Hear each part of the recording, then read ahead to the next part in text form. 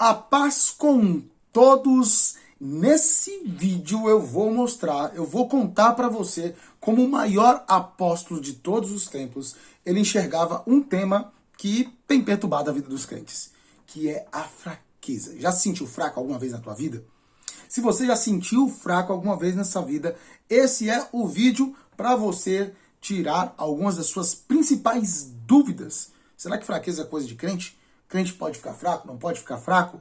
Né? Será que nós que conhecemos tão bem a fraqueza sabemos lidar com ela? Só reconhecer que é fraco é o suficiente? O que era a fraqueza para o apóstolo Paulo? Nós vamos entender isso nesse vídeo, mas antes de começar, vamos lá. Deixa aquele like, deixa aquela curtida aqui nesse vídeo. E se você não está inscrito ainda, se inscreva nesse canal, porque aqui eu tenho ensinado teologia com qualidade, tenho ensinado coisas concernentes ao reino de Deus, que são muito importantes, que podem abençoar muito a sua vida e a vida de outras pessoas. Estou trabalhando com a temática das escrituras para que nós possamos compreender, abrir a nossa mente e conseguir ter um maior ganho espiritual, intelectual, voltado para as coisas de Deus. É um prazer sempre poder estar com você. E aqui para nós, no final, eu vou indicar um livro, meu Deus do céu, um livro muito importante sobre essa temática da fraqueza. Um livro muito acessível e, como eu posso dizer, que vai fazer você realmente aprender a lidar com essa questão que talvez seja algo que está perturbando a tua vida, ou se você conhece alguém que tem passado por momentos de fraqueza espiritual, fraqueza na sua vida cristã, muito severas, ou está difícil levar, olha, esse livro vai te ajudar. Eu sou Carlos Araújo, eu sou especialista em teologia, especialista em história, especialista em filosofia, ciência da religião. Estou aqui para ajudar os meus irmãos em Cristo a compreender coisas muito importantes, tá certo? Então vamos lá, sem delongas. A primeira coisa que a gente precisa entender aqui é que quando a gente olha para os escritos de Paulo, a gente chama de literatura paulina, tá? Os livros de Paulo, a literatura paulina, as cartas, né? Tem um termo que ele utiliza, um termo grego, que é o termo asteneia, fraqueza. Esse termo asteneia, fraqueza, em grego, ele vai desempenhar um papel que é muito importante, que é fundamental. Quando você olha para os escritos mais antigos, que vêm antes de Paulo, você vai ver lá, por exemplo, Septuaginta, escritos de livros mais antigos, você vai ver que outros autores do Novo Testamento, o termo quase sempre ele vai aparecer, fraqueza quase sempre vai aparecer como uma espécie de doença, uma espécie de impotência. Eu acho que a maioria das pessoas leva a fraqueza dessa maneira, né? Como você está fraco porque você está doente. Você está doente porque você está fraco, ou porque você é impotente, você não está conseguindo fazer alguma coisa. Porque o fraco, o doente, né, vamos pensar assim, ele realmente não consegue fazer muita coisa. Porém, Paulo, ele vai desenvolver um conceito teológico muito interessante e diferente, em especial nas cartas de Coríntios, 1ª e 2ª Coríntios, e também Romanos, certo? Você também vai ver esse termo aparecendo, esse termo asteneia, né? Aparecendo também ele ocorre 15 vezes, você vai conseguir verificar 15 vezes em 1 Coríntios, 14 vezes em 2 Coríntios, 8 vezes em Romanos e 7 vezes em todas as outras cartas. Então, realmente, Coríntios e Romanos são as cartas que mais falam dessa questão de fraqueza. E agora está a cereja do bolo aqui que quero trazer para você. Repare, Paulo vai mostrar, ele vai desenvolver 3 maneiras básicas de você entender a ideia de fraqueza. Uma é antropológica, uma é cristológica e outra é através da ética, certo? E eu vou explicar cada termo. Meu Deus, cara, tu tá me xingando todinho aí. Que negócio é esse? Calma, relaxa. Quando nós não conhecemos algo, nós temos que abrir a nossa mente para conhecer, porque isso vai te trazer algumas revelações especiais aqui para você, certo? Antropologicamente, antropologia tem a ver com o homem, o ser humano. Então a fraqueza, ela meio que traz a ideia, ela pressupõe que toda a existência de um ser humano, ele depende de Deus. Isto é, o ser humano, longe de Deus, ele vai ser um ser humano fraco. Se tu ler 1 Coríntios capítulo 3 e o capítulo 2 e capítulo 3, você vai ver isso claramente. A fraqueza também ela vai incluir uma espécie de incapacidade do ser humano ele alcançar a Deus sozinho. 1 Coríntios 9 também, versículo 22 vai trazer isso. O ser humano ele não consegue, portanto, ser um ser forte longe de Deus. E o ser humano não consegue buscar a Deus sozinho. Ele é impotente, ele é fraco demais para conseguir buscar Deus sozinho. Então, primeira coisa. Segunda coisa, como fraqueza, Paulo vai entender fraqueza de forma cristológica. Porque a fraqueza ela é um símbolo de honra, né, para aquela pessoa que ela é fiel em Cristo, né, e que realmente olha Jesus como o poder de Deus revelado ao mundo. Por que isso? E para Paulo, a fraqueza humana ela vai proporcionar, ela te dá, ela é um canal de Deus para que o poder esteja em você. Sim, o poder de Deus se aperfeiçoa na minha fraqueza. Exatamente. Então, a maior revelação disso, Paulo vai entender que é na própria vida de Jesus.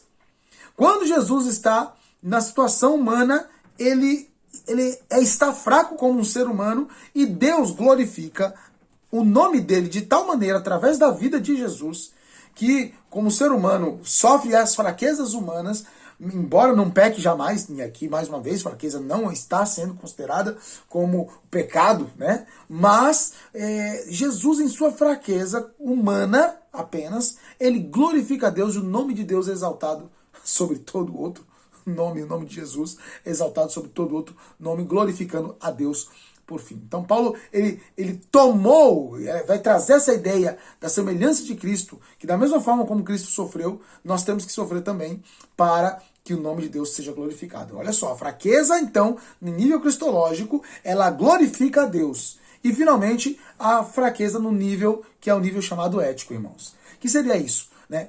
Ou seja, contra os adversários, Paulo ele vai mostrar, ele vai insistir que devido o amor ser prioritário, o amor ser uma prioridade, não é uma opção para a vida do cristão, mas o amor é uma prioridade. O ser humano, ele vai em Cristo, ele vai desenvolver o dom desse amor e os fiéis precisam manter a sua liberdade cristã sob o controle desse amor. Sendo assim, quando eu estou diante de outro cristão que é sensível e que é mais fraco, eu preciso ser sensível e preciso suportar. Ou seja, os membros mais fracos da igreja, eles são realmente importantíssimos para que a igreja ela continue como fundamento do corpo. Da mesma forma que um corpo, os órgãos internos são mais frágeis. Por exemplo, pulmão, coração são extremamente frágeis, não são? Pois é, eles são órgãos mais fracos, mas são fundamentais para que o corpo funcione, certo? E aí esses órgãos são protegidos pelos órgãos mais fortes. Então, da mesma maneira, nós precisamos ajudar os fracos. Portanto, não ajudar os fracos é não reconhecer a dependência que uns têm dos outros, porque os fracos também são usados por Deus e são úteis diante de Deus. Então a fraqueza, ela tem esse nível de ética, onde eu demonstro o meu amor, onde eu tenho uma atitude cristã, a ética como a atitude cristã aqui, a ética como a conduta correta cristã que eu devo seguir para com aqueles que são mais fracos, aqueles que precisam, se for o caso, de eu ser uma pessoa mais forte. Claro, se eu for fraco também e estiver numa situação de fraqueza, eu preciso também ser tratado dessa maneira. Então a gente pode pensar o seguinte, que para Paulo, fraqueza é praticamente algo que vem de Deus também, que traz Deus no centro. Deus não depende nem da força humana, Deus não depende das realizações humanas, Deus não depende nem mesmo da igreja, ao contrário, Deus ele busca, olha que interessante, Deus busca os fracos, os incrédulos, os que são hostis para redimi-los, para transformá-los, para equipar eles com instrumentos da sua própria força. A fraqueza, como o Senhor mesmo expressou, falou para Paulo, Deus fala para Paulo, é o lugar onde o poder de Deus ele é aperfeiçoado. 2 Coríntios capítulo 12, versículo 9. Então, que se você está se sentindo fraco, entenda que através dessa fraqueza, se você estiver em Cristo, Ele vai transformar a tua vida e você vai ser um instrumento para a glória dele. Essa fraqueza não vai ser para a tua queda se você permanecer em Cristo. E se você é alguém que está mais forte, permita que essa força de Deus e ela flua. Certifique-se que essa força ela não é um poder teu, não é uma capacidade tua, uma inteligência tua, um pensamento teu, um projeto teu, mas que essa força definitivamente ela vem de Deus. Você está forte porque você está centrado no Senhor Jesus. E quando você estiver fraco, aí o poder de Deus vai ser aperfeiçoado em você. Tremendo isso, né, gente? Tremendo estudar, tremendo poder pensar aqui. Então, se você ainda não deu like nessa aula aqui, nessa fala minha, por favor, dê like nesse vídeo e não se esqueça de se inscrever. Se inscreveu? Já fiz os dois, Carlos. Então, o próximo passo é divulgar esse trabalho para outras pessoas poderem conhecer. Manda esse vídeo para as pessoas aí, porque agora eu vou fazer uma indicação de um livro maravilhoso, A Força na Fraqueza, de J.A. Packer. Opa, quase quebrei aqui o negócio. J.A. Packer, A Força na Fraqueza. Eu também só tenho ele em e-book. A Força na Fraqueza, Vencendo no Poder de Cristo. J.A. Packer, um dos grandes pensadores do nosso tempo, que vão transformar aí a sua visão sobre fraqueza e vai permitir que você tenha um conteúdo maravilhoso para vencer todas as problemáticas da vida e também você possa ajudar outras pessoas, ok? Que Deus abençoe a sua vida. Vamos continuar estudando, vamos continuar nos aprofundando. Como disse Esther Lewis, eu gosto muito dessa frase. Olha, nós acreditamos no cristianismo aqui, mas nós não acreditamos no cristianismo de qualquer forma. Nós acreditamos no cristianismo como nós acreditamos no sol. Não porque nós o vemos, mas porque através dele nós podemos ver todo o resto. Deus nos deu a sua palavra, Deus nos deu a sua revelação em Cristo, somos cristãos e vamos continuar aí demonstrando a relevância de Cristo e mostrando ao mundo a visão de Deus para a glória dele. Que Deus abençoe a sua vida e até o próximo vídeo.